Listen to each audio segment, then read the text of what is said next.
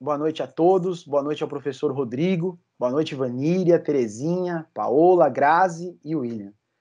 É com mais um grande, com grande esforço, a gente agradece aí a possibilidade de fazer mais um Encontros com o Sávio. A gente está fazendo aí um ciclo de encontros, de conversas, mais especificamente para gestores, para docentes em formação e também para docentes que já atuam no ensino médio, mas que, assim como eu, como o Rodrigo e como outros professores que trabalham no ensino médio, estamos aí bastante preocupados com toda essa mudança que está acontecendo do novo ensino médio. Então, esses encontros vêm com a pretensão mesmo de serem encontros de formação, encontros de troca, encontros em que a gente possa compartilhar experiência, compartilhar saberes, para que a gente possa encarar mais um ano aí de mudanças, como se não bastasse os últimos 2 anos cheio de mudanças, imprevisibilidades, a gente tem mais um ali, mais um desafiozinho ano que vem. Então, juntar essas forças para que a gente possa, através aqui do nosso projeto, que é o Sávio, que é esse ambiente virtual aí, que está sendo construído com cursos de significância para os alunos de ensino médio, cursos que possam contribuir com a vida do aluno do ensino médio, não mais com aquele ensino formal propriamente dito, porque isso é responsabilidade da escola propriamente dito, e a gente aqui com esse pezinho na universidade, fazer essa ponte mesmo para o mercado de trabalho, para a qualidade de vida, para melhoramento de vida, através então desses cursos em AD, que estão sendo montados com bastante carinho. Depois, quem quiser pode olhar lá no site, tudo certinho, quais são os cursos que a gente oferece. Por enquanto, o acesso a esses cursos são disponibilizados à venda através das escolas, então a gente faz parceria com as escolas compram da gente o acesso para os alunos, e a vantagem é que o Sávio inclui esses cursos no histórico escolar dos alunos, para que possa compor tudo que a legislação, a partir do ano que vem, exige com relação à BNCC, e principalmente itinerários formativos, eletivas, carga horária, enfim, gente. O projeto está bem estruturado, enfim, está tudo pensado para que a gente possa unir essas forças e ter esses momentos de formação também, além, obviamente, do projeto que eu acabei de descrever para vocês. De qualquer forma, vamos então para o que interessa, vamos então para a nossa conversa. Vou abrir o espaço aqui para o Rodrigo se apresentar, mas antes eu vou só falar aqui o currículo resumido do Rodrigão e o tema da palestra, que é o novo ensino médio e a sala de aula enquanto espaço político. É esse espaço que eu estava falando com o Rodrigo, do professor falar, do professor ter acesso ao gestor. Rodrigão, é professor de História no ensino médio, aqui do Colégio Salesiano Santa Terezinha, aqui em São Paulo, é graduado em História, pós-graduação em História, Sociedade e Cultura pela PUC São Paulo e tem extensão acadêmica em História da África pela Universidade de São Paulo, a USP. Tem experiência de 15 anos na área e já atuando aí em diversas instituições de ensino, principalmente do ensino médio mesmo. Rodrigão, tá com você, meu querido. Seja bem-vindo, seja bem acolhido, como sempre, como toda casa salesiana precisa fazer. Sinta-se em casa, como você já é da casa, só que agora, é o que eu falei, é o pezinho na universidade. Mas você é da casa, está dentro do meu coração. Então, agora é com você. Muito obrigado pela sua disponibilidade e vamos que vamos. Eu que agradeço, Márcio. É uma honra poder participar dessa conversa. Boa noite a todos que estão acompanhando, a todos que estão ouvindo. Sem querer me fazer repetitivo em relação ao que você falou, mas a importância é tanta que me obrigo extremamente importante mesmo esses espaços de troca, essa conversa entre quem vive educação, quem trabalha pela educação, quem tem educação como a sua causa, né? É uma profissão militante, a nossa, né? E termos esses espaços de troca são fundamentais. Então, parabéns pela iniciativa e pelo grande trabalho. E, mais uma vez, me sinto muito honrado, de fato, com o convite. Espero que a gente possa aproveitar bem esse momento junto. Como você mesmo já disse, a proposta é falar sobre o novo ensino médio, né, as transformações que vêm por aí. e com um foco específico em entender a sala de aula como um espaço político. O quanto que ela já era, o quanto que ela continua sendo, o quanto que deixa de ser, é a sua vocação, enfim, um pouco sobre isso que queria discutir. E, claro, fiquem à vontade para perguntas, para apontamentos, né, para discussões, críticas e tudo mais, né. Eu queria iniciar falando que entendo que quando a gente fala de escola e política, a gente está falando de sociedade, que sociedade e escola travam um diálogo, né? A gente está em diálogo com a sociedade enquanto escola. Quando eu digo diálogo, a sociedade exige, espera e coloca expectativas num processo de educação escolarizada, e nós nos organizamos para atender o que essa sociedade civil organizada, através de suas instituições, determinam ao processo de formação escolar, né? E, evidentemente, que dependendo do tempo, do período histórico, essas exigências vão se alterando e se transformando, uma vez que a sociedade ela se transforma. E a novidade da vez é exatamente a questão de repensar a formação no ensino médio. E, por outro lado, quando eu digo que é diálogo, a escola recebe, absorve essas informações, trabalha dessa forma com o seu público-alvo, com os estudantes, formando uma geração futura, e, enfim, e aí esse diálogo, essa dialética prossegue. A sociedade devolvendo depois para a escola devolvendo para a sociedade e por aí vai.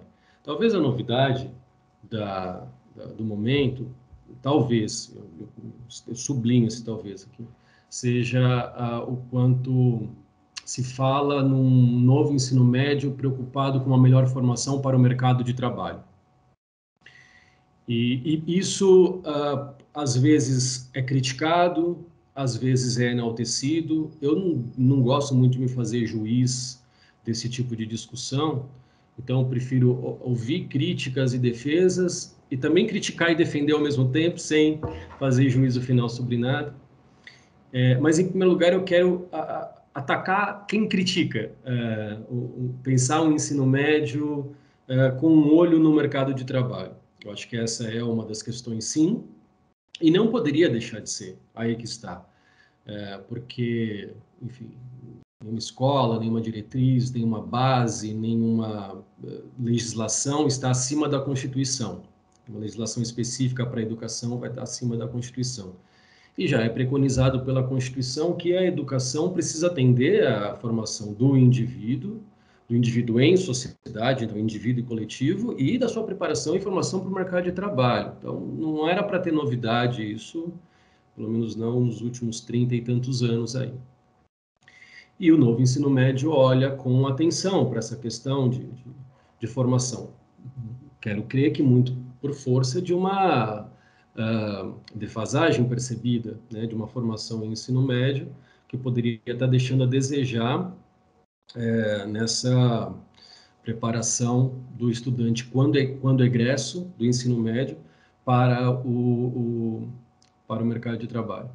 Se isso pode ser nocivo de alguma forma e onde as críticas podem ser aceitas, né? Se isso pode ser nocivo de alguma forma, talvez estaria na questão de um esvaziamento das disciplinas, de um conhecimento mais universal, digamos assim, diminuindo espaço das disciplinas tradicionais para se pensar no ensino técnico ou para se pensar em itinerários que se voltem ao mercado, etc. e tal. Bom, pode ser, mas a gente está também num momento em que tudo pode ser. Então, e eu vou, acho que durante a minha fala, tratar muito disso, sim, de que é um momento de discussão, de debate, na verdade é isso que estamos fazendo agora, né? De procurar a melhor utilização dessa ferramenta que está sendo proposta, que é a do novo ensino médio, que eu estou encarando enquanto uma ferramenta a ser utilizada, né? Então, pode ser isso, pode ser aquilo, pode ser utilizado para o bem, pode ser utilizado para o mal, pode ser, ou melhor dizendo, pode ser bem utilizado ou pode ser mal utilizado, e cabe a nós, né, que vamos manejar essa ferramenta, utilizá-la da melhor maneira possível dentro de parâmetros, dentro de técnicas, dentro de uma ideia de uma sociedade progressista, democrática, enfim, o que já é preconizado nos ideais de educação. Eu acredito também que a gente tem hoje, nós já temos hoje, para trabalhar, um público, estudantes, né, que talvez seja a melhor geração que a gente já formou. Eu tenho isso em particular, e como tenho isso em particular, saio correndo atrás de dados para comprovar. É meio de trás para frente que eu faço o processo. Eu tenho minha tese e depois eu vou comprovar. Que é... Isso assim, quantitativamente, acho que é inegável. E aí a gente tem todos os índices mesmo para comprovar que, em termos de quantidade, em termos quantitativos, a gente tem um número de estudantes maior do que em outros momentos históricos. E qualitativamente aí cabe discussão, tal, mas se a gente fizer recortes mais sociológicos, o tamanho da expansão que foi da educação básica, quero crer também que a gente tem uma geração muito bem formada.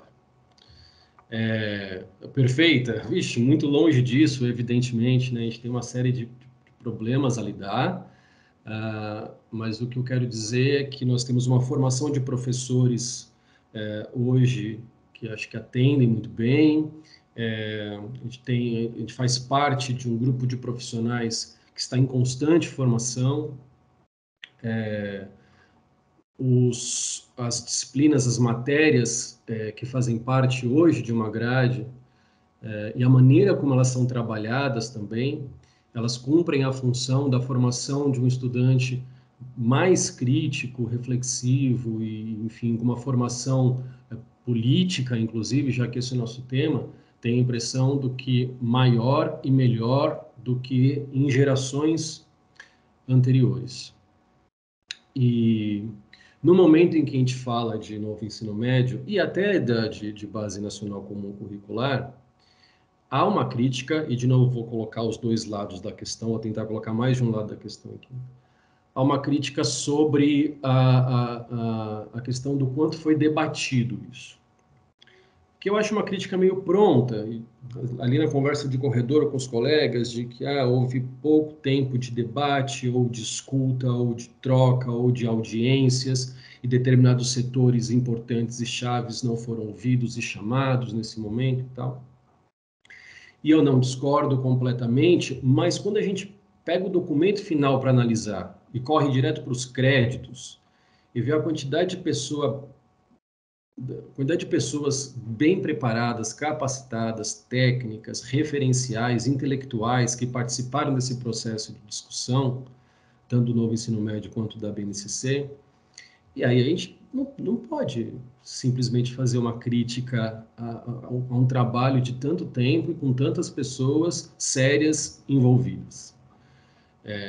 Que possa ter faltado tempo e escutado outros setores, acho que sim, mas que não se desmereça o trabalho de quem se envolveu.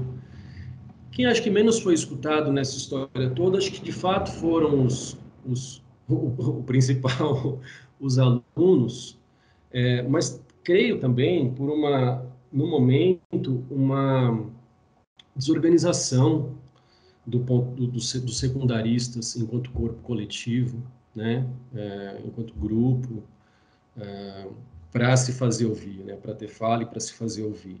A despeito de termos, né, uniões nacionais de estudantes dessa fase, me parecem, no momento, muito aparelhadas e pouco democráticas para que, de fato, os alunos, de modo geral, tenham se colocado, tenham espaço para se colocar nessa discussão. Muito embora não tenham se colocado como o ideal democrático esperaria, eu tenho a impressão e tenho a sensação de que a moçada, a alunada vai gostar do que vem. novamente, dependendo de como virá e do que faremos. Mas a sensação é essa, assim, de que foi percebido alguns problemas que o ensino médio carregava no seu currículo, na sua forma. E aí é um pouco de prática. Acho que o grande lance, é, e repito assim, né, por que é bom essa conversa que você propõe, Márcio, de um professor de chão de sala está falando aqui, é porque a gente tem o tato com a prática, com o dia a dia, né? Então, aí eu vou me valer de falar sobre essas práticas.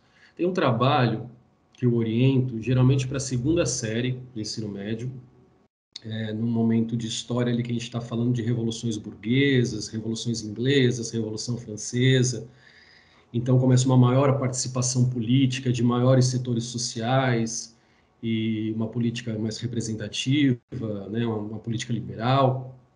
E aí eu oriento um trabalho que a gente fala tanto de parlamento que eu exijo que eles façam no trabalho um projeto de lei. Eles têm que entregar um projeto de lei como trabalho.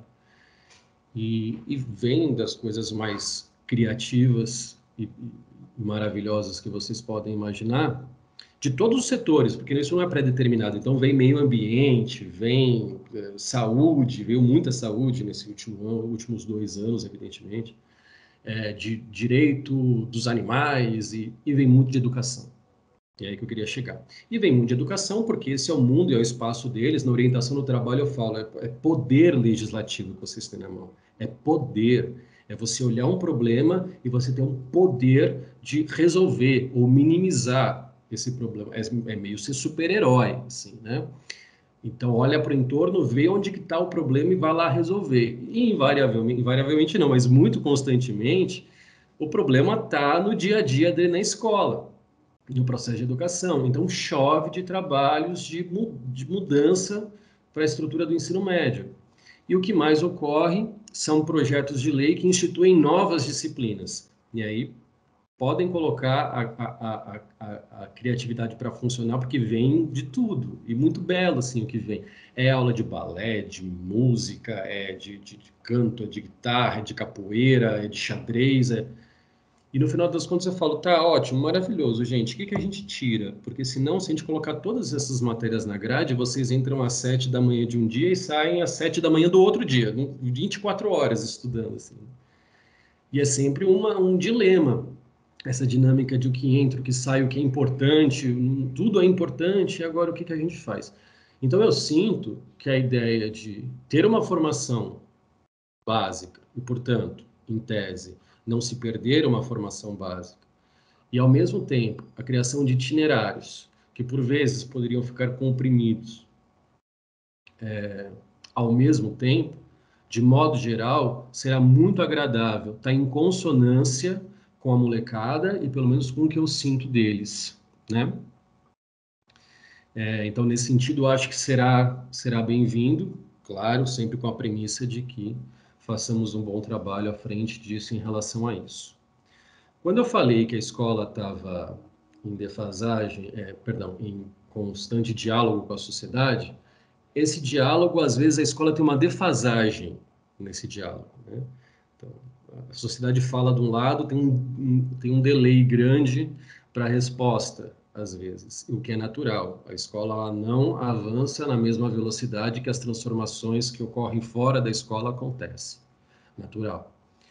Tem até... Eu me esqueci o nome do documentário, mas é um documentário muito bom sobre educação, se alguém lembrar e quiser comentar, fica à vontade, e que tem uma fala, enfim, algo que a gente já sempre cita, mas que depois que foi para esse documentário sobre educação, ficou mais icônico, que diz que se a gente pegasse um médico do século XIX e o colocasse numa sala de cirurgia do século XXI, o médico ele não saberia nem direito onde está o paciente. Mas que se pegássemos um professor do século XIX e colocássemos numa sala de aula do século XXI, não é igual, mas para forçar a barra da brincadeira, ele ia começar estranhando que tem menina ali na sala. O que tem menina aqui na sala? Não é nem que tem misturado, né? Tem menina na sala. Depois, talvez o projetor, e acabou. E acabou. Aí ele ou pega o giz, ou pega o canetão, que é um giz metido a besta, ou pega a caneta digital, que é um canetão metido a besta, e é o centro, continua sendo o centro do conhecimento, lá na frente. Alunos enfileirados, abre no capítulo 4, na página 26, e revoluções burguesas. Então, assim, às vezes o exemplo pode se tornar meio exagerado, mas a verdade é que se não dá para a gente acompanhar as transformações que tem em sociedade, fora da escola, a gente também não pode estar tão defasado assim. Então precisa correr atrás disso, sem dúvida nenhuma. E aí eu me lembro, eu não preciso nem voltar ao século XIX, eu me lembro no começo de carreira, eu tive esse um diálogo muito próximo com o que eu vou tentar reproduzir aqui, já em reunião pedagógica junto a outros professores, né? Vou falar no sentido, a gente tem que saber que agora a gente não é mais o centro do conhecimento, porque isso, começo dos anos 2000. Porque agora, quando o aluno chega em sala de aula, ele chega na segunda-feira tendo visto o Fantástico. Então, ele já chega com uma informação sobre algo. Pode falar, fica à vontade, Márcio. Rodrigo. Ah, pronto. Desculpa, eu abri o microfone. Desculpa te interromper, mas eu acho que vai dar um pouco mais de dinamismo aqui também, até para que a gente também possa ter essa abertura. Eu acho que você permitiu, então eu estou tomando a liberdade aqui. Então, assim, na minha cabeça está muito claro nesse sentido que, não, aliás, não está muito claro essa relação, né? Estudante, mercado de trabalho, esse descompasso que você fala entre escola e sociedade e como esse novo ensino médio chega dando escancarado aí. Lógico, ele já está sendo avisado já faz tempo, mas que com a pandemia todo mundo deixou ele de lado, né? Então ele meio que está meio que surgindo aí, né? Sopetão, entre aspas, aí. Então, uma pergunta que me incomoda também, eu queria ouvir um pouco do que passa no seu coração. O novo ensino médio já nasce velho, então? Porque o descompasso existe. O modelo de sala de aula ainda é de séculos passados, né? Então, assim, a gente tem uma baita geração potencializada, como você disse, temos professores bem formados, em sua maioria, óbvio, sempre existe mau profissional, sempre existe bom profissional, mas, de forma geral, uma formação que permite que o professor tenha essa liberdade de reconstruir e refazer a todo momento, mas, de fato, então, o novo ensino médio, para você, já nasce velho? Sim, não, por quê? Dificilmente eu vou ter resposta sim, não. Você É, pode desenvolver um... Mas, enfim, acho que não, quero crer que não, em primeiro lugar. Agora, ao mesmo tempo, ele vai ser o que fizermos dele. E nesse sentido, do ele será o que fizermos dele, eu tenho ressalvas. Eu tenho muita confiança. E não é uma confiança, assim, do romântico, de acreditar que vai dar certo. Não, eu tenho confiança porque eu me conheço, conheço meus colegas, conheço as instituições de trabalho, conheço colegas que estão em outras instituições e sei que a grande maioria, como você disse, está para fazer bons trabalhos. Está para fazer bons trabalhos. Então, tenho uma confiança de que o novo ensino médio não nasce velho e que será uma excelente ferramenta para a gente utilizar para diversas finalidades, inclusive na questão de mercado de trabalho, que é a minha maior dúvida, para ser sincero, em relação a isso, né? Eu não sou um especialista do assunto, e acho que o grande lance também, acho que é esse, né, de debater com quem está ali e não simplesmente com quem estudou à distância. E quando eu digo estudar à distância, assim, estudar dentro da academia apenas e longe da aplicação. E aqui não cabe nenhuma crítica, porque educação é isso mesmo. A gente precisa dos intelectuais, dos acadêmicos, a gente precisa dos professores que estão na sala, a gente precisa entrar em contato. E você está propiciando esse contato. Mas, enfim, não acho que nasce velho, mas acho que depende do nosso bom trabalho que ele funcione. E tenho confiança de que vai funcionar, que a gente possa fazer funcionar. tá. Posso fazer mais uma observação? Por favor. Desculpa aí. Tá, então, nesse sentido também, você também levantou a bola aí do tal do protagonismo do estudante, né? Você levantou essa bola aí forte, é a base do novo ensino médio, né? Ela é o centro e todos os eixos giram em torno, todas as engrenagens em torno, mas para quem está na formação docente, constante, contínua, sabe que já desde Paulo Freire, Piaget, quem é da casa sabe da de Dom Bosco também, tudo isso traz essa possibilidade aí do protagonismo do estudante, que é a base. Só que você sabe que protagonismo parte do pressuposto que há ele se entrelaça muito com o poder, na verdade, que você colocou, né? Ora, o docente é o detentor do conhecimento, ele tem o poder. E aí eu pergunto para você, meu querido Rodrigo, por que é tão difícil para gestor, para a gestão, para o docente passar aí, entre aspas, esse poder, né? Democratizar esse poder, pegando aí o seu gancho da democratização, democratizar esse poder a quem de direito é esse poder, que é do estudante, que é o poder e o direito de aprender, né? Que visa aí o processo de aprendizagem, né? Então, nesse sentido aí, como que você pega a sua experiência nesse sentido? Porque para você é muito simples, você vai lá, faz um projeto. Para mim também, eu gosto de trabalhar com metodologias diferentes também, do ponto de vista de colocar o aluno como investigador de fatos, de possibilidades, de pesquisa. Agora, de maneira geral, a gente sabe que isso não acontece, né, com grande frequência. Então, para você aí, por que é tão difícil, né, se passar esse bastão aí do poder, do protagonismo, né, sair do docente, da gestão e passar para o aluno? Por que é tão difícil fazer isso? As boas perguntas, elas já carregam a resposta, né, junto da pergunta, né? Eu acho que é exatamente o que você já colocou na sua questão. É o poder. Há uma dificuldade em dividi-lo, em delegá-lo. Agora, é extremamente contraditório que isso aconteça dentro da educação, porque é um processo de formação, né? Mas a gente não pode perder de perspectiva, e acho que de modo geral, a gente tem excelentes exceções a aplaudir, mas de modo geral a gestão é extremamente conservadora nesse sentido para não perder as rédeas da situação, em qualquer situação que seja, de domínio. A gente não pode perder de perspectiva que a gente tem concepções de educação com protagonismo de aluno, mas a ideia de escola, uma ideia de escola, ela também passa por uma instituição disciplinar. Uma instituição disciplinar. A gente conversou aqui para ficar um papo mais fluido, a gente ia dispensar as apresentações formais, mas eu fiz a apresentação formal e nas minhas referências eu não precisei colocar Foucault porque alguns clássicos se dispensam, mas a escola é uma instituição de poder, é uma instituição disciplinar, é uma instituição formadora. Ela também tem isso consigo. E a escola, portanto, é um espaço de tensão. A gente força esse espaço de tensão do ambiente que é para formar, mas pode conter dentro de si, nessa história dialética aí, também o germe transformador, e não só formador, né?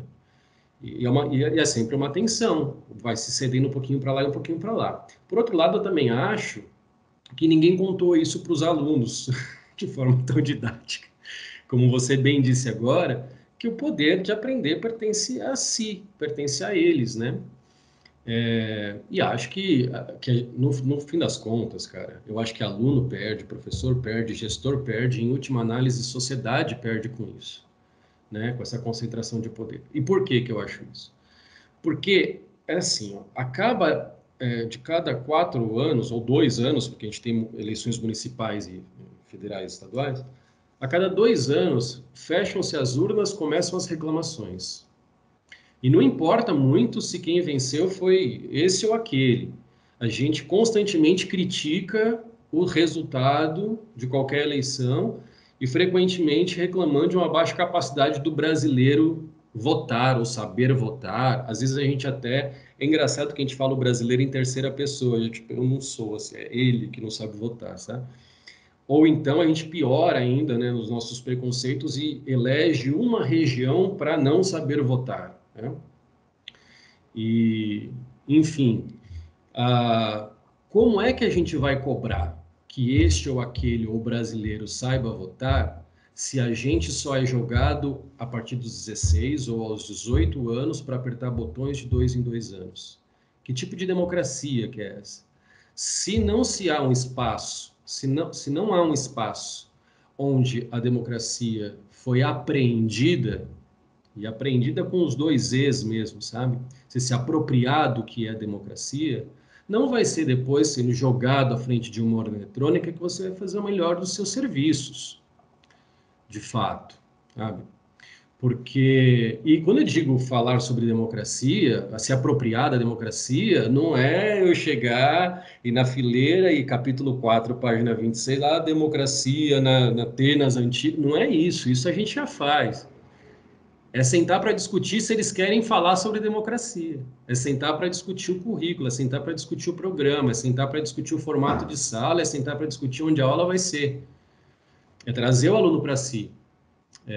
É trazer o aluno para dentro dessas discussões. Aí talvez se aproprie de uma ideia de democracia, e com essa apropriação do sentido de democracia, a gente possa fazer um trabalho melhor lá fora, melhor na sociedade como um todo.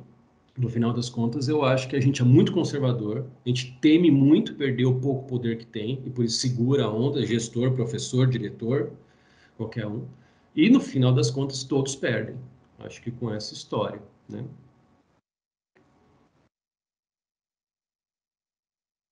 E o que eu estava dizendo lá atrás, eu gosto assim, esse ping-pong é bem interessante, dá mais dinâmica, mas para fechar ideias, o que eu estava dizendo lá atrás é que eu me lembro de discutir em sala, que a gente chegava na segunda-feira e que no mundo mudou, porque agora o aluno chega na segunda tendo visto o Fantástico no domingo, então ele já chega com informações. E eu como professor, isso começo dos anos 2000. Hoje, 2021, o aluno ele não tem a menor ideia do que é fantástico, ele não tem a menor ideia do que é televisão, ele não tem contato mais com isso. Mas só aumentou essa questão do aluno já chegar com os saberes. Claro que isso nunca deixou de existir, mas a quantidade de informação que se tem hoje, com as novas tecnologias de informação e de comunicação, bombardeiam o nosso aluno. E da mesma forma como a gente tinha que estar atento mesmo ao que, sei lá, o Globo Repórter falava nos anos 90, a gente tem que estar atento hoje ao que o YouTube fala, ao que o TikTok fala, ao que o game fala. Eu perguntei esses dias para o professor Walter, colega nosso, maravilhoso, dispensa grandes apresentações para quem o conhece, professor de História, que divide cadeira comigo lá no Colégio Santa Terezinha. Perguntei para o Walter, você tem TikTok, cara? Ele falou, tenho. Eu perguntei meio constrangido, assim, porque eu estava querendo entender, porque eu não tenho. Querendo fazer parte disso, mas achando meio besta fazer parte disso. Ele falou, tem que ter, cara, tem que ter, senão você não vai entender a molecada. Eu falei, pô, é isso mesmo. E a gente tem que ver os podcasts, o que está se chamando de podcast hoje, que são esses talk shows de YouTube, né? Que a molecada consome muito, tem que estar junto, tem que entender e ver aquilo. Game, eu tenho uma defasagem enorme em game. Eu começo a falar algum assunto de história, os alunos já me falam qual game que conta aquela história. E eu desconheço. Não sou do mundo do videogame e perco muito com isso, né? São ferramentas que dá tanto para você conquistar um aluno por um conteúdo que poderia ser cascudo, como também são abordagens e práticas que podem ser mais interessantes e eficazes e eficientes, né? Para transformar isso em prática do que eu estou falando. Tem um tema, fiz com um tema, mas isso serve para qualquer coisa, em qualquer matéria. Mas, por acaso, estava tratando de iluminismo. E depois que dei uma aula muito expositiva, muito tradicional, eu escolhi as 3 videoaulas com mais buscas, resultados, que apareceram primeiro lá no YouTube e que então provavelmente a molecada mais recorria sobre esse assunto. Eu não vou lembrar exatamente quais que eram agora, mas tinha uma Você Sabia? São 2 meninos que falam sobre tudo, da formiga à bomba atômica. Uma outra menina, que me foge o nome agora, mas assim, muito jovem, ela não é acadêmica, não é da área de história, é secundarista e que faz resumos ótimos e a molecada super assim, afim do conteúdo que ela produz. E um terceiro que eu não me lembro, e coloquei, esses 3 vídeos são muito curtos, né, porque eles são de linguagem de YouTube para rolar na aula, e a pauta era, agora eu quero que vocês, reconheçam o que a gente já trabalhou nos vídeos, reconhecer. 2, tragam para a aula o que vocês viram no vídeo, mas não viram na nossa aula. Quais são as novidades, né? O que tem além? O que foi dito ali que a gente não disse antes na nossa aula expositiva tradicional? E por último, e talvez mais importante, o que tem de errado nesses vídeos? Quais são os problemas? Quais são as críticas que vocês podem fazer? E ó, é muito muito proveitosa essa estratégia, sabe?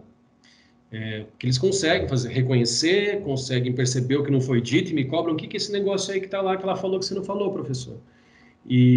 Ou seja, eu vou sair daqui, vou para o mundo, alguém vai falar alguma coisa comigo que eu não sei e tal, então você tem que me capacitar melhor. E por último, a correção também, que esse é um ponto-chave. Com as novas tecnologias de informação e comunicação, a gente é soterrado de informação. Isso tem um lado muito bom, que é a democratização de produtores de conteúdo, isso chega a muita gente, mas pode ter um problema também da confiabilidade que a gente tem sobre esses conteúdos, a formação de quem está ali por trás desenvolvendo esses conteúdos também.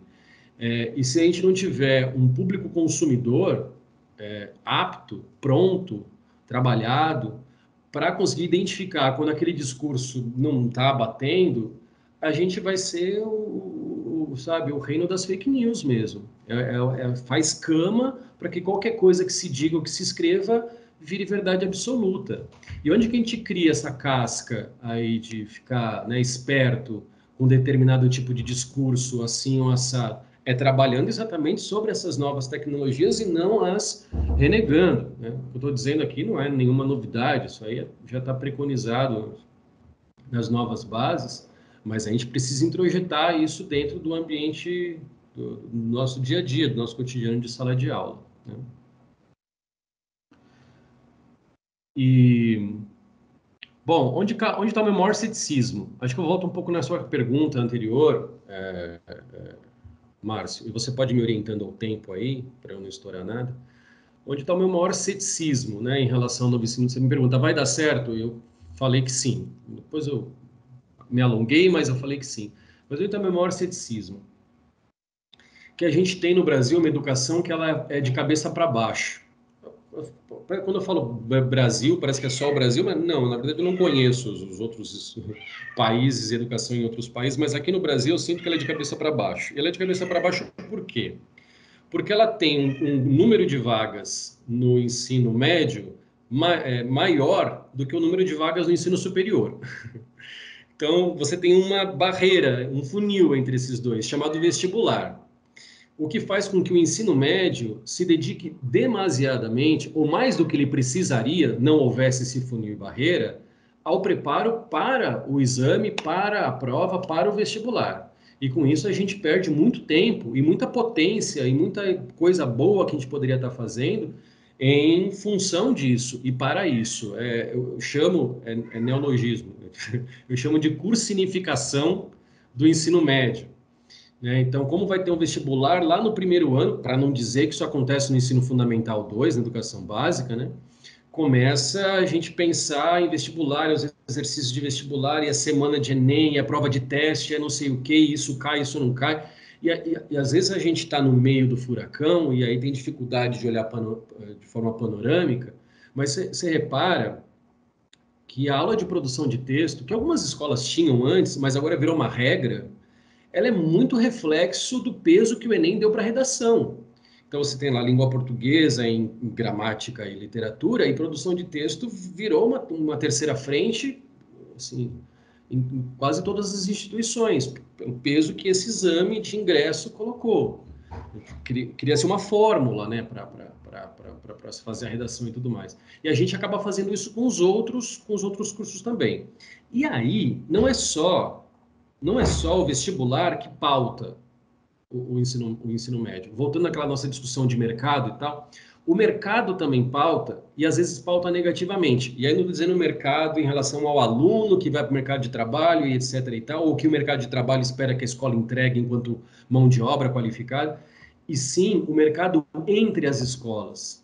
E claro, nesse caso, eu dou mais atenção a falar do caso das escolas particulares.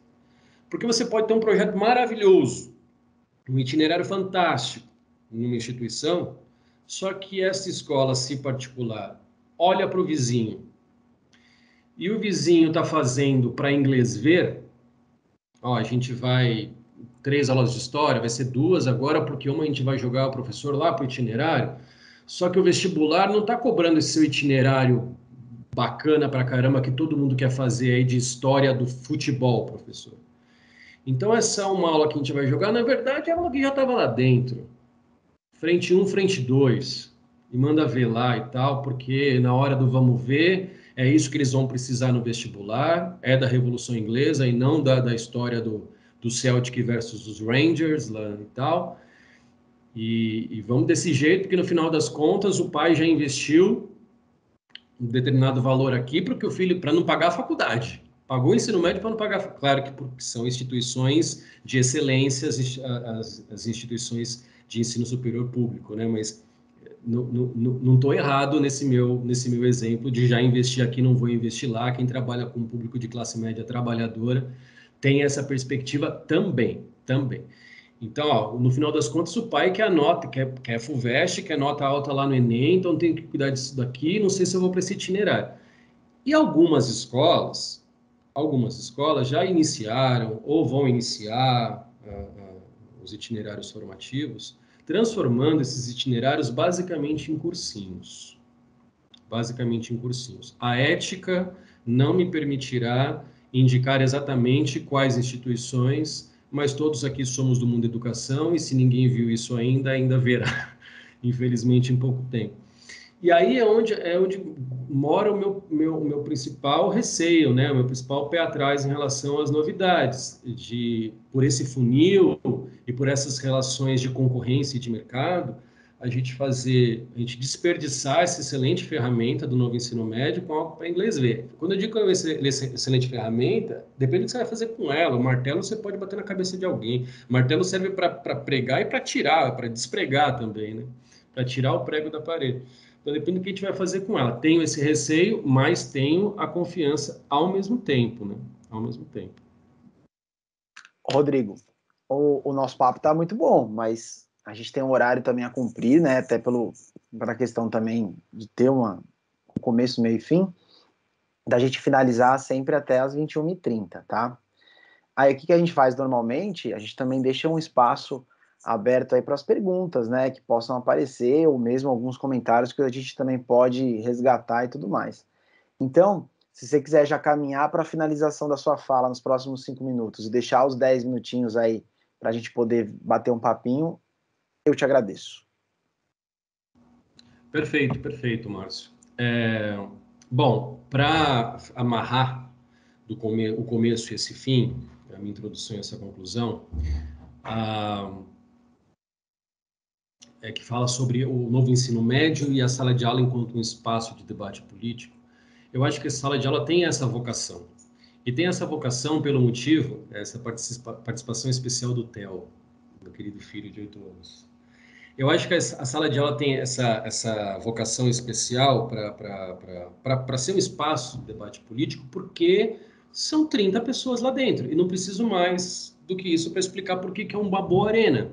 Porque eu tenho para mim que política, que parece uma coisa às vezes muito difícil de entender quando a gente acompanha noticiários sobre política no Brasil, e é mesmo difícil de entender a política no Brasil, mas para mim política deveria ser muito mais simples. Política são dois. Juntou dois, virou política. Um namoro é regido por algumas situações. A gente vai sair para comer pizza ou a gente vai ver Netflix? Ah, vamos ver Netflix. Ah, mas a gente vai ver aquela série ou a gente vai ver aquele filme, sabe? Os argumentos que você vai utilizar e etc e tal compõem um ambiente político. E a gente estava no momento... não vou precisar em tempo desde quando... Vou correr o risco de falar de 2016, 15, talvez, em diante, onde a sala de aula, o professor em sala de aula, foi muito mal interpretado como sendo um mau formador político, ou como sendo uma figura que não deveria participar da formação política e estava o fazendo indevidamente. Algumas câmaras municipais chegaram a aprovar, algumas câmaras estaduais chegaram a discutir, e alguns parlamentares em câmaras federais também levantavam coro, algo que ficou conhecido como escola sem partido. O que é um problema, porque evidentemente que uma escola tem que ser sem partido, mas é um problema porque isso é falacioso. A gente está há muito tempo dentro da sala de aula e dentro de escola. E eu não me lembro de ter visto partido dentro de escola, dentro de sala de aula. É bem verdade que os professores têm suas preferências políticas, partidárias, mas quem não as tem, não é porque um médico tem determinada preferência que aí ele vai operar desse ou daquele jeito, né? Porque um professor tem tal preferência que ele vai educar a partir disso. Se ele o fizer, ele está utilizando uma técnica errada, ele está sendo antiético, ele está sendo um péssimo profissional e pronto. E eu, assim, não me lembro disso ser algo corrente. Mas foi muito pesado durante algum tempo essa ideia. O que fez, às vezes, a gente tomar até cuidados de autocensura com alguns assuntos sobre política. Para me encaminhar para o encerramento. A gente sai de um ambiente onde a discussão era de que uma escola não poderia ser partidarizada ou politizada, ou que política não era espaço disso, e talvez os mesmos grupos que isso defendiam, tempos depois estavam no poder dizendo que o Enem teria a cara do governo. Não teve, mas é no mínimo contraditório essas duas falas, essas duas percepções.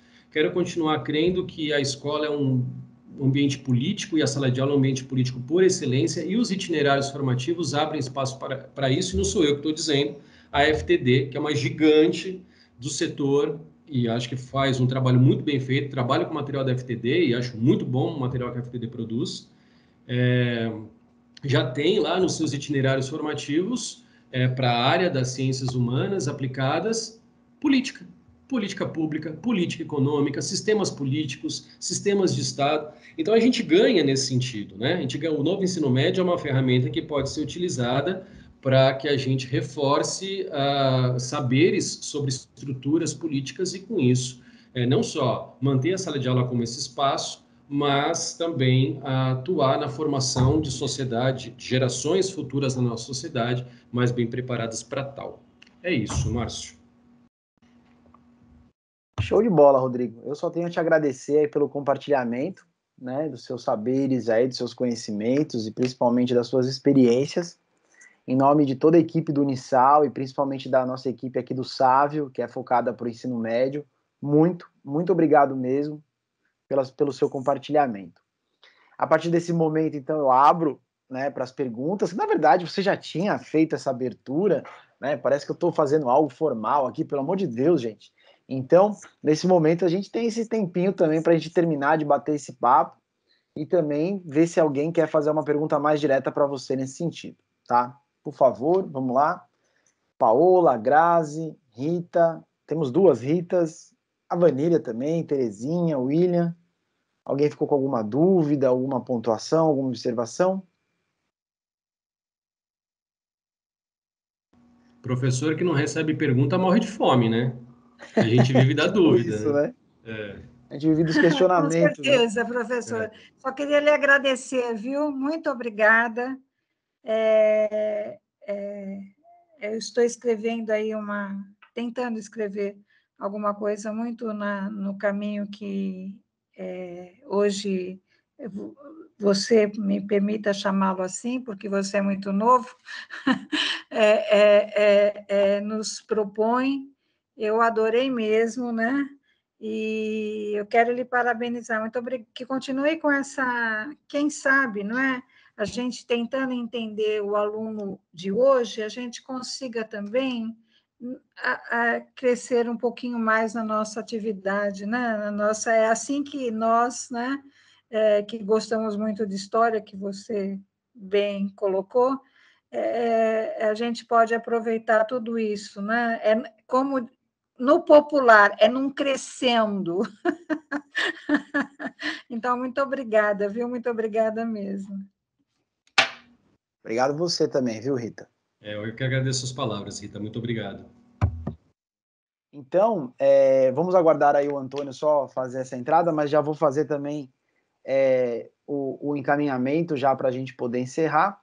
E agradecer, vou deixar o site também aqui do nosso projeto, né, que é o Sávio, exatamente para quem teve a curiosidade de saber como funciona, quais são os cursos que são colocados e tudo mais, tá? Então, agradeço já em nome de toda a equipe também a disponibilidade do professor Rodrigo. Cara, eu acho que foi muito bom, cara, esses apontamentos relativos a essa parte da responsabilidade. Eu acho que é a responsabilidade política, né, do docente, da gestão e do próprio aluno, né, para compor todo esse processo democrático em busca aí do produto que a gente chama de aprendizagem, que é o que mais importa. É saber se o aluno aprendeu ou não. Eu acho que essa tríade aí precisa ter essa comunicação aí um pouco mais estreita. E é o que você falou, né, Rodrigo? Tomara que esse novo ensino médio possa ser instrumento de transformação nesse sentido. Obviamente que a gente sabe que alguns aspectos são engessados, exatamente pela condição de instituição que você colocou, explanou muito bem, clareou muito bem nesse sentido, mas que a gente possa ter essa transformação, pelo menos para abertura aí, nesse sentido desse poder aí transitar um pouco mais democraticamente entre gestores, professores e os próprios alunos, né? Que eu nem gosto muito de chamar de alunos, eu prefiro até falar estudantes aí. Vamos ver. Antônio, tá por aí já, Antônio? Se você me permite, Claro, só uma claro. coisa, vocês vejam, né? Como bem apontou o professor Rodrigo, a base comum curricular, a BNCC, ela tratou do ensino médio, ok? Enquanto a lei da Base Nacional Comum para a Formação Inicial de Professores da Educação Básica, vejam bem, o hiato que isso cria, tratou lá do zero, que é o interesse, claro, do pátio de manobra desse mistério da educação, né? Porque é um mistério, não é um ministério. Mas o que eu gostaria de comentar é que, até da ótica do direito, né? Porque eu sou advogada, para você, Rodrigo, o professor Márcio já sabia, não é? Mas o que eu gostaria de dizer é que é um hiato tão grande na formação dos professores também. Isso interessa, claro que interessa, né? A gente sabe, a história já nos revela o quão é interessante isso tudo, né?